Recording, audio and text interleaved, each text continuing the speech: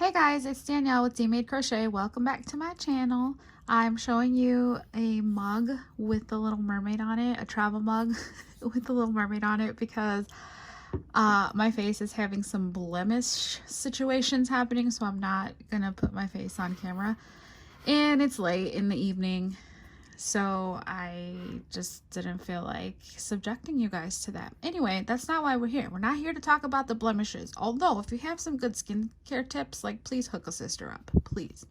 All right, so we'll put Ariel to the side. So today I just wanted to hop on to give you a few tips and show you a few things that I have that have really helped me organize my crochet, particularly as a blind person. Now, a couple of disclaimers.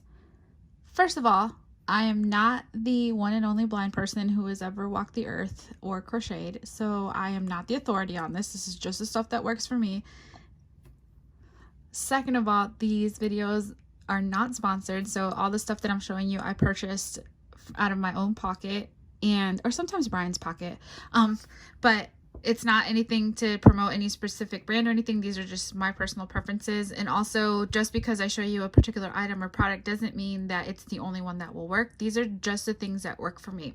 Okay, now that we have that stuff out of the way, so the first thing that I want to share with you as a blind crocheter that really helps me is if I'm working on multiple projects at one time, I store them differently.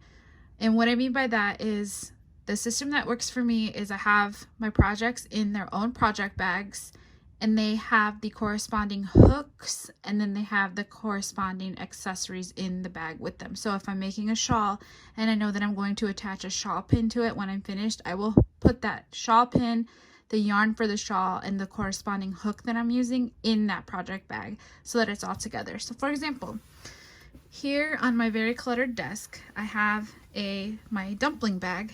I did a video on all the different bags and other storage solutions that I had about a month and a half ago. So if you want to check that out, it's on my channel.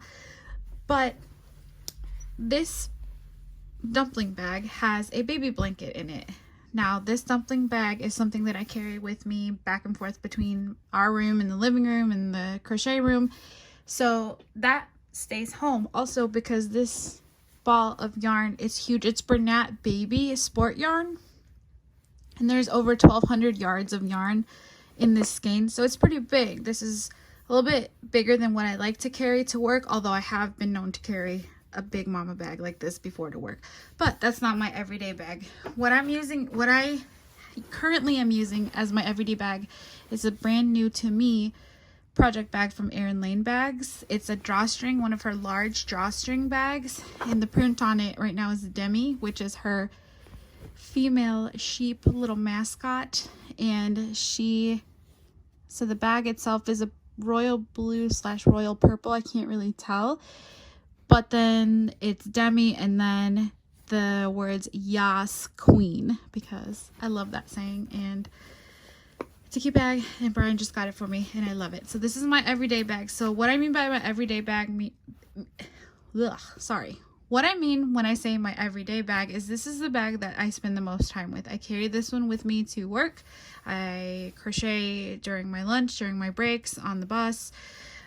And this is the one that I carry with me. And what I have in here right now is my current most pressing whip. So this is an order that I have going for someone. It's a scarf, and I need to get it out sooner rather than later. So this is in the everyday bag because this is what I'm using every day, or what I'm spending the most time doing every day. This bag intentionally feels very different from the dumpling bag.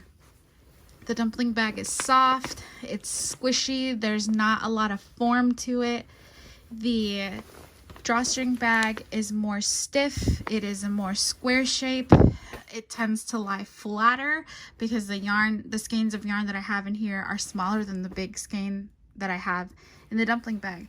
I do this intentionally because I want to know by just a touch which bag I'm grabbing and what project is in it. I have a couple of other bags on my desk that feel very different from these two, And that's just so that I know what's in them without having to look inside and pull out the project and see what it is and remember where I'm at. And then like I say, the hooks that I'm using for those projects are in the bags, and any accessories are in there as well. The next thing that I want to show you that has been really helpful, this is also a storage thing. And I guess what I'm trying to say with the storage is find containers / bags / pouches or whatever that have different enough textures that you can just feel them and say, oh, this is my box for my buttons, or this is my box for my scrunchies, or things like that. Intentionally, I find containers that feel as different from each other as I can. So, and even if you can't find containers, like let's say you have shoe boxes and you want to use shoe boxes for your storage, that is perfectly fine. But if you aren't someone who sees well, or if you just prefer to do things by touch, maybe put, you know, one piece of tape on a shoe box that has your buttons in it, and then 2 pieces of tape on a shoe box that has your needles in it, and just find your own system to be organized no matter what sort of containers you have available. So this little container I got from Michael's, I want to say, and the back of it has raised little diamond shapes on it, and it's got the latches on, it's got latches on either side. You pop off the lid, and I know that I have my T-pins in here and my stitch markers. My T-pins come in their own box, and it's a hard plastic box, so I'm going to keep them in here. That's what it sounds like. I know that this is going to be what my T-pins always sound like. So if I have a box that's similarly shaped to these, I know that I want to put something different in there. Maybe sewing yarn, maybe something that's a little bit quieter, or maybe something that sounds different when I shake it. Again, that's just so that I don't have to open it. So that's what that sounds like. That's what my stitch markers sound like. You can hear the difference. This box, so the little box of T-pins sits in my stitch marker box. I have all my stitch markers in the bottom here. I have a brand new bag of stitch markers. Even though it's brand new, it stays in this box because that's where my stitch markers go. If I always put them in here, I always know where they're going to be. So that's where I have those things. This box was less than $5 at Michael's. It's just small. It's about the width and height of a deck of cards, but it's thicker. It would be like maybe 2 decks of cards put together, the thickness of it. And you could find similar boxes. You can use, you know, plastic. You can use old Tupperware. Use whatever works for you, just as long as you have a system that works for you. Okay, so the next thing I want to show you, I've got 2 more things to show you tonight. So the next thing, I briefly have talked about this on a different video. I think it was my crochet.com haul video. This is the yarn width measurer. That is not the right word for it, but you can measure the width of yarn with this. Maybe a yarn width gauge. I don't remember what it was called, to be honest with you, but it was less than $5. It is a little wooden square, maybe the size of a Post-it note. It's got a little chained ring on the end of it, so you could put it on a keychain or a project bag or your purse or whatever. But basically what it is, it's this wooden square, and there are grooves, and they're very tactile grooves carved into it. And each groove is the thickness of a yarn weight. So it goes from lace weight all the way up to jumbo, I want to say. Let's count. 1, 2, 3, 4, 5, 6, 7, 8. This also has Aran weight on it. I do remember that.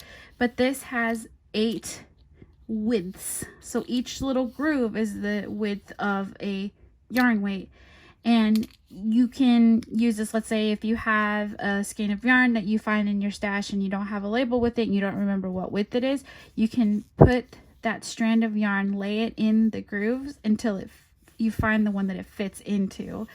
And another thing you can do with this is if you're going to your local yarn store, you're going shopping, and you kind of want to be a little bit more on your own and browse and take your time without constantly asking what is the weight on this, or you know, what is this, a 4 weight, is this a fingering weight. You have your gauge here and you're able to be a little bit more independent if you choose to be with figuring out what weight your yarn is. So that's this little guy. And then the last thing, the other thing that I find really helpful is these skein savers, and these are from the Hook Nook. She has a lot of cute stuff. You can find it on crochet.com. You can find it at, I think her website is thehooknook.com. But so these look like ponytail holders from like the late 80s, early 90s. Like when I was little, we used to call them bolitas. So like little balls, because it's just, how do I explain this? It's hair ties, like hair elastics, I should say. And it's almost in like an infinity sign kind of shape, or a figure 8 shape, and there's like a little metal connector in the middle, and then on either end of it there's a plastic ball, and there's holes drilled into the plastic ball so that the elastics can feed through it. And what you do with this is you put it around a skein of yarn that either you're using or you're going to use, and then that way it keeps it together so it doesn't unravel. But what I like to use these for, they have different textures. Like they have some with fur on them, they have some with different like patterns on them. But what I like to use these for is like, okay, if I'm using 2 colors of yarn, let's say, I put this on the yarn that I'm not using. So if I'm doing a stripe thing and I have both skeins in my bag, I put this on, let's say if I'm doing like red and white and I'm using the white yarn, I'll put this on the red yarn so that I know that I'm using the white one and I don't even have to look. And then when I pick up the red yarn to work, I'll put this on the white yarn to just say like, okay, the one that you're not using is the one in the tie or in the skein saver. So these are cool. There's other versions of these too, but I think that these are just really cute. They're inexpensive as well. So again, those are from the Hook Nook. Really awesome. And I want to show you, this is a new addition to my crochet stash of things. So this came from Joann's. It was about $9, and it is a magnetic needle case. And if you just search for magnetic needle case, you should find it. And all it is, it feels like, it kind of feels like an eyeshadow palette or like a pencil case, like an old school pencil case.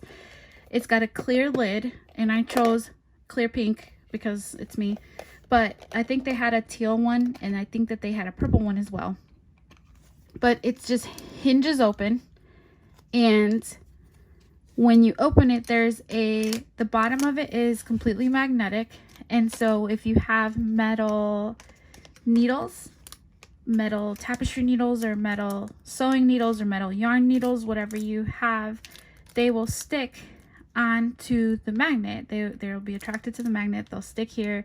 If you happen to drop this, it's pretty sturdy, but if you drop it and it flies open, if all you have in here is your metal needles, they will most likely not fall off of it. Or if they do fall out, they'll fall out in one single area as opposed to flying around everywhere because you do have the magnet here. I have a couple of plastic yarn needles in here, so they're obviously not going to stick to the magnet, but the rest of them do. The rest of my metal needles do.